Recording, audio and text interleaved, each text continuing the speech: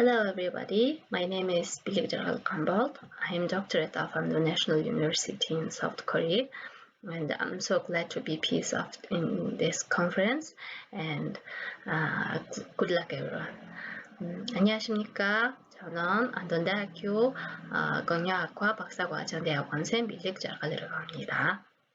여러분과 함께 만나서 반갑습니다. 많은 관심 부탁드립니다. Сайн байцгаана уу? Намайг Гамбалтын Билэг Жаргал гэдэг. Би бүгд найрамдах Солонгос улсын Андууны үндэсний их сургуулийн бизнесийн удирдлагын докторийн ангид суралцдаг. Ингээд та бүхэндээ эрдэм шинжилгээнийх нь ажилд амжилт хүсье. За, өнөөдрийн миний та бүхэндээ танилцуулж байгаа сэдэв бол боловсролын үйлчилгээний чанарын харьцуулсан судалгаа.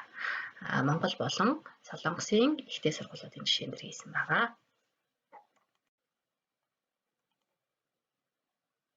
За, судалгааны ажил маань танилцуулга, онлайн хэсэг, арга зүй хэсэг болон үр дүн нэмэлтийн хэсэгтэй бүртгэгдсэн байгаа. За, ингээд судалгааныхаа ажлыг танилцуулъя. Судалгааны ажлын маань гол зорилго бол дээд боловсролын байгууллагын үйлчлүүлэгчийн хэрэглэгчийн сэтгэл ханамжийн төвшинг нь тодорхойлж тэр төвшинг сайжруулах стратегийн салуудыг дэвшүүлэх зорилготой судалгаа хийгдэж байгаа болно. Судалгааны ажлын маань ач холбогдол онцлог байдал гэх юм бол боловсролын үйлчилгээний чанарыг яг тодорхойлохдоо хэрэглэгч буюу оюутнуудын яг юу хүсэж байгаа вэ? Ямар үйлчилгээ аммаар байна? Уг авч байгаа үйлчилгээг хэрхэн цаашаа сайжруулах вэ гэдгээр дүгнэгддэг.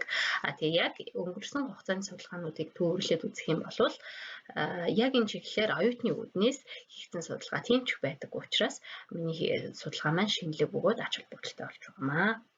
За, судалгааны ажлын маань ерөнхий онлын хэсэгт юу орсон бэ гэхээр мэдээж боловсролын үйлчилгээний чанар гэдээ ярих юм бол хамгийн эхлээд чанар гэдэг ойлголтыг авч үзэх хэрэгтэй. Чанар маань өөрөө ямар тохиолдолд хэрэглэгддэг вэ? Ямар утга агуулгыг илэрхийлэгддэг вэ гэдгийг өмнөх үеийн судалгаануудад үндэслэн судалсан байгаа. Чанар гэдэг маань ерөнхийдөө бараа үйлчилгээний буюу бит бүтээгдэхүүний чанар, бараа бүтээгдэхүүний буюу бит бүтээгдэхүүний чанар, үйлчилгээний буюу бит бус үйлчилгээний чанар гэж хоёр хуваагддаг. Маш өргөн хүрээтэй судлагдсан ойлголт учраас энийг өшөө цааш нь гүнзгийрүүлэлт үйлчилгээ гэж юу юм? Тэр дундаа үйлчилгээний чанар гэдэг маань юу юм? Яг үйлчилгээний чанар дундаасаа боловсролын үйлчилгээний чанар гэж юу вэ гэдэг талаар гүнзгийрүүлэн судалж авч үзсэн байгаамаа. За, тэгвэл боловсролын үйлчилгээний чанарыг тэр дундаа яаж хэмждэг юм бэ? Хүмүүс ямар судалгааны аргыг ашиглан хэмжсэн байна вэ гэдэг судалгааг бас судалгаануудад хийж үзсэн. Тэгээд яг энэ судалгаануудын дундаас өмнөх үеийн маш олон судалгаануудыг үзсний үндсэн дээрээс яг одоо энэ судалгааны ажил маань бас сэрхүүл арга маань бас энэ тохиромжтой юм аа. Үүнээр үндэслэн дараагийнхаа арга зүй аргачлалыг боловсруулах зүйтэй юм аа гэсэн дүгнэлтэнд хүрсэн байгаа. Тэгээд судалгааны ажлынхаа арга зүйг тодорхойлохдоо онлын судалгааныхаа үндсэн дээр хамгийн түрүүнд ямар алхам үе шаттайгаар хийх вэ гэдгийг тодорхойлсон байгаа. Нэгдүгээрт нь бол чанарын элементүүд дээр үндэслээд ерөнхий 5 хэмжигдэхүүн буюу бүлэгт хуваагаад ингэж хуваасныхаа үндсэн дээр Кано моделийг ашиглан санал асуулга хоёр хэмжээс санал асуулга боловсруулан энэ санал асуулгынхаа үр дүнг одоо яг хэрэглэгчийн сэтгэл ханамжтай байна уу эсвэл ханамжгүй байна уу гэдэг томьёололд оруулан тодорхойлсон байгаа.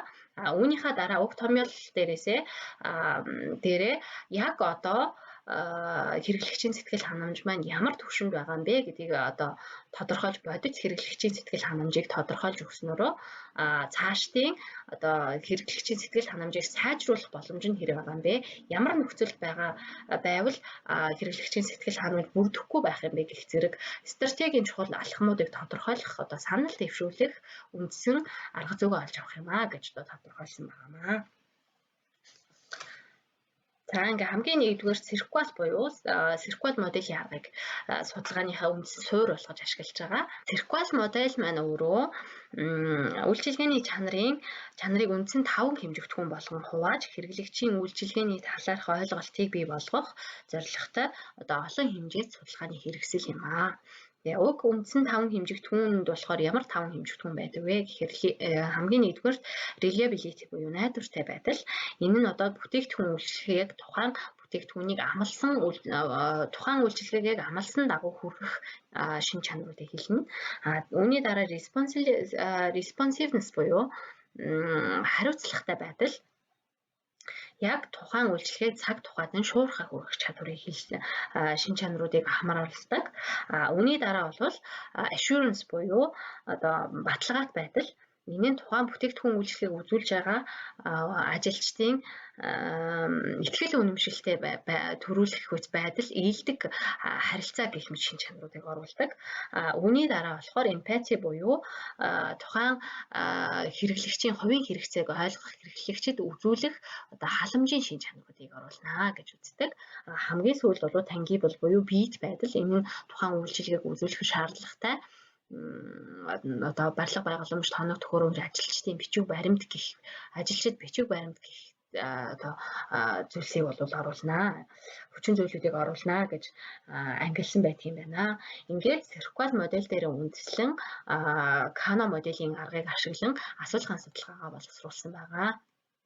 Kano модель гэдэг маань өөрөө яг юу юм бэ гэхээр 1984 онд Японы эрдэмтэн Nariaki Kano болон түүний хамтрагч Takahashi нарын зохиосон чанарын хос таних арга юм. Өөрөөр хэлэх юм бол сэтгэл ханамжийн зэрэгээс хамаарч чанарын үүргийг ангилж хэрэглэгчийн шаардлагыг компани үүднээс тайлбарлах загвар юм аа хэмээн тодорхойлж болох юм аа. Kano моделийн үндсэн 5 чанарын ангилалд ямар үндсэн 5 ангилал ордог вэ гэхээр хамгийн нэгдүгээрт нь тааламжтай чанар буюу attractive. Энэ нь яг ямар чанаруудыг оруулж ийн хэрэглэгчийн хүлээлтээс давсан чанарын шин чанаруудыг оруулж байгаа юм.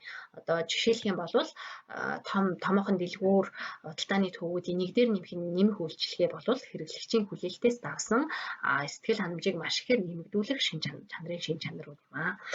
Хоёрдугаарт нь нэг хэмжээст буюу one dimensional чанарын шин чанарууд. Уг чанарын шин чанарт маань чанар маань яг ямар шин чанаруудыг хэлж байна гэхээр бүтээгдэхүүн үйлчилгээг үзүүлж байгаа гүйцэтгэлийн хэмжээгээр хэрэглэгчийн сэтгэл ханамж тодорхойлогдож байдаг чанарын шин чанарууд ордог. Жишээлх юм бол энэ нь онгоцны компаниар ярих юм бол онгоцны компани ажилчдын ийдэг харилцаа, онгоцны тийзийн бага хэмжээний хоцрогдлыг түргэн шуурхай арилгах, ачаа тийшний найдвартай байдал гэх мэт яг гүйцэтгэл сайн байх тусмаа хэрэглэгчийн сэтгэл ханамж сайн байх чанарыг илүү сэтгэл ханамжтай байх чанарын үзүүлэлтүүдийг хамааруулж байгаа. 3-дугаарт нь байх ёстой буюу must be шин чанарууд. Энэ нь яг ямар шин чанаруудыг хэлдэг гэхээр хэрэглэгчийн хувьд яг байглаасаа заавал байх ёстой хүлээлтэд байх л зүйл шиг байгалийн зам шиг ойлгож хүлээж авдаг боловч хэрвээ энэ чанар нь хангагдаагүй тохиолдолд маш ихээр сэтгэл ханамжгүй байдал үүсгдэг чанарын шин чанаруудыг хэлдэг. Жишээлх юм бол зочдлуудын үйлчилгээгээр ярих юм бол өрөөний цэвэр цэмцгэр байдал, халуун бүт устай байдал гэх мэт шин чанарууд ордог. Хэрвээ энэ нь хангагдаагүй байх юм бол хэрэглэгчийн зүгээс маш ихээр сэтгэл ханамжгүй байдал үүсгэх ийм шин чанаруудыг хамааруулан хэлж байгаа юм аа. За 4-дүгээрт нь indifferent буюу хайхрамжгүй шинж чанар. Энэ нь яг ямар шинж чанарууд гэх юм бол хэрэглэгчийн тухай чанар хичнээн хангагдсан байна уу, үгүй байна уугаас үл хамааран ямар нэгэн байдлаар сэтгэл ханамжтай болон ханамжгүй байдал үүсдэггүй шин чанаруудыг хэлж байгаа юм. Өөрөөр хэлэх юм бол жишээлэн тайлбарлах юм бол сүүний савны хайрцагны дузаан нар тодорхойлж болно. Хар цагны зузаан нингэн байна уу, зузаан байна уу, бүрхүүлтэй байна уу, үгүй байна уу гэдэг бол хэрэглэгчийн хувьд бол нэг их тийм ач холбогдолтой биш. Ямар нэгэн байдлаар сэтгэл ханамжтай болон ханамжгүй байдал үүсэхгүй боловч компани тухайд тухайн бүтээгдэхүүний өртгийг нэмэгдүүлэх болон бууруулах гэх зэрэг одоо нөлөө үзүүлж болох үеч чанарын шин чанарууд юм аа. 5 дугаарт нь ургуу шин чанар буюу реверс шин чанар. Энэ нь яг ямар шин чанарууд орж ийн вэ гэхээр чанарын шин чанаруудыг нэмэгдүүлэх, өсгөх тусам эсрэг байдлаараа хэрэглэгчийн хүлээлтээс хамааран хэрэглэгч бүр дээр сэтгэл ханамж өөрөөр үүсэх шин чанаруудыг хэлж болж байгаа. Жишээ нь гэх юм бол одоо цахилгаан бараа үйлдвэрлэдэг компани цахилгаан барааны хөгжүүлэлт байж болно. Илүү олон үйлдвэрлэлийн системтэй, илүү олон одоо үйлдвэрлэлийн системтэй, илүү олон одоо үйлдэл хийж болдог цахилгаан бараа бүтээгдэхүүн үйлдвэрлэхэд тэр бүтээгдэхүүнийг олон байх тусмаа сайн гэж сэтгэл ханамж үүсгэх хэрэглэгч байхад эсвэргээрээ үндсэн цөөхөн хідэн үйлдвэрлэлийн систем үйлдэлтэй цахилгаан барааг худалдаж авах хүсэлтэй тэрэндээ сэтгэл ханамж нь үүсдэг олон болох тусмаа ойлгомжгүй одоо сэтгэл ханамжгүй байдал ойлгомжгүйгээс үүдэж сэтгэл ханамжгүй байдал үүсэж болох үеч тийм чанарын шин чанаруудыг ургуу шин чанартай чанараа гэж одоо ангилсан байгаамаа. Тэгээд уг 5 шинж чанарыгаа хоёрын системд оруулан одоо хосолсон аргын асуулгаар тодорхойлж болно гэмээр одоо Кан урдамтан маань тодорхойлсон байдаг. Одоо тодорхойлсон байдаг. Уг асуулга нь ямар байх вэ гэхээр хэрвээ энэ чанар дээд зэргээр хангагдсан бол танд ямар байх вэ? Маш сайн бол ямар байх вэ? Эсвэргээрээ энэ чанар хангагдаагүй маш муу бол ямар байх вэ гэж асууснаар тухайн одоо бүтээгдэхүүний чанарын яг аль чанартай хамаарагдаж байна вэ гэдгийг тодорхойлох боломжтой юм аа гэж үзсэн байдаг. За тэгвэл хэрэглэгчийн одоо сэтгэл ханамж ямар байгаагаар шалтгаалсан бид нар чанарын төвшнгөө тодорхойлж болсон болвол хэрэглэгчийн сэтгэл ханамж нь яг одоогоор дээд зэргээр сэтгэл ханамжтай байдал нь ямар байгаа юм бэ? Эсвэргээрээ сэтгэл ханамжгүй байдал нь ямар төвшөнд байгаа юм бэ гэдгийг тодорхойлох математик томьёоллыг 1993 онд Эрдэмтэн Тимко гаргаж ирсэн байгаа юм. Энэ томьёоллын гол онцлог нь гэх юм бол хэрэглэгчийн сэтгэл ханамжийг ангилаад тэр шинж чанар бүрийн хувьд стратегийн ач холбогдлыг тодорхойлох боломжтойгоор онцлогтой. Тэгээд сэтгэл ханамжийн коэффициентаар тодорхойлогддог математик томьёолол байгаа.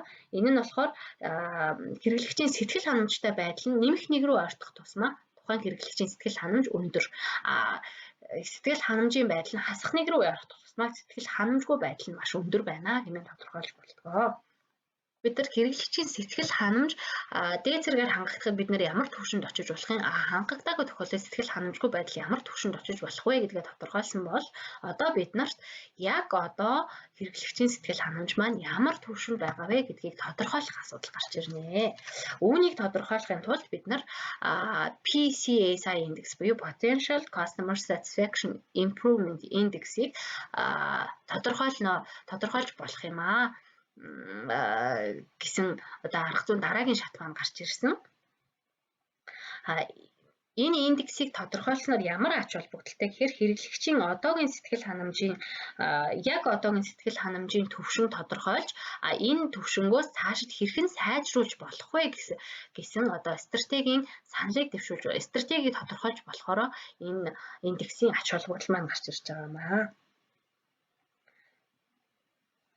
Хэрэглэгчийн яг одоогийн сэтгэл ханамжийн төвшин тодорхойлохын тулд бид хоёр хосолсон аргатай Каногийн судалгааны асуулган дээрээ 3 дахь асуулгыг нэмж оруулж ирж байгаа юм. Энэ нь яг одоогийн байдлаар таны сэтгэл ханамж ямар байгаа вэ гэдгийг тодорхойлж гаргаж ирэх асуулт байна. Ингэсний үндсэн дээрээс бид дараагийн энэ байгаа төвшнөөсөө дараагийн сэтгэл ханамжтай төвшин хүртэл явахын тулд ямар сайжруулалт хийх вэ гэдэг стратегийнхаа саналуудыг боловсруулж гаргаж ирж байгаамаа. За тэгээ нэгтгэхэд үгнээд хэлэхэд сүүлийн үеийн одоо боловсролын байгууллагууд ялангуяа ихтэй сургуулиуд маань үйлчилгээний чанараараа хоорондоо маш их өрсөлддөг болсон. нөөц хязгаарлагдмал байгаа тохиолдолд үйлчилгээний сэтгэл ханамжийг нэмэгдүүлэх эсвэл сэтгэл ханамжгүй байдлыг хамгийн бага түвшинд байлгахад хамгийн ихээр анхаарч ирсэн. Тиймээс үйлчилгээний шаардлага чанарын шин чанарын тухай тодорхой яг үндсэн ойлголттой байх ёстой болж байгаа. Тийм учраас уг судалгаа маань яг бодит шинжлэх ухааны аргад үндэслэн үйлчилгээний чанар нь сэтгэл ханамжинд хэрхэн нөлөөлж, ямар түвшинд байвал сэтгэл ханамжтай, ямар түвшинд байвал сэтгэл ханамжгүй байх, цаашлаад одоо байгаа түвшингөөсөө ямар сайжруулалт хийж болох вэ гэдэг стратегийн саналыг гаргаж ирэхээрээ одоо онцлог давуу талтай үр дүнтэй судалгаа болж байгаамаа гэж бүгдж байгаа. Тэгээд судалгаа маань тодорхой limitation буюу хязгаарлалттай байгаа. Нэгдүгээрт нь гэх юм бол одоо нэгдүгээрт нь Кано моделийн судалгааны асуулгын арга маань өөрөө зөвхөн тодорхой хүрээнд хомигдож байдаг. Сайн бол яах вэ, муу бол яах вэ гэдэг хүрээгээр хязгаарлагдаж байдаг учраас уг асуулгыг арай илүү боловсронгуй болгож илүү гүнзгийрүүлэн судлах шаардлагатай. Мөн хоёрдугаарт нь бол бидний potential satisfaction customer satisfaction improvement index буюу индекс хэрэглэж байгаа P утга буюу яг одоогийн хэрэглэгчийн сэтгэл ханамжийн түвшний утга нь нэмэх болон хасах утгатай гарч болдог. Тэгвэл энэ нэмэх болон хасах утга маань хэрэглэгчийн сэтгэл ханамжийг сайжруулахад яг ямар үр нөлөө үзүүлж байгаа вэ гэдэг тал дээр дахин бүр гүнзгийрүүлэн судалгаа хийх шаардлагатай. Ийм одоо хязгаарлалтуудтай байгаамаа. За ингээд судалгааны ажлыг маань сонссон та бүхэндээ маш их баярлалаа. Надтай холбогдохыг хүсвэл эдгээр одоо холбоосуудаар холбогдож болно. Та бүхнийхээ цаашдын ажилд нь амжилт хүсье. Баярлалаа.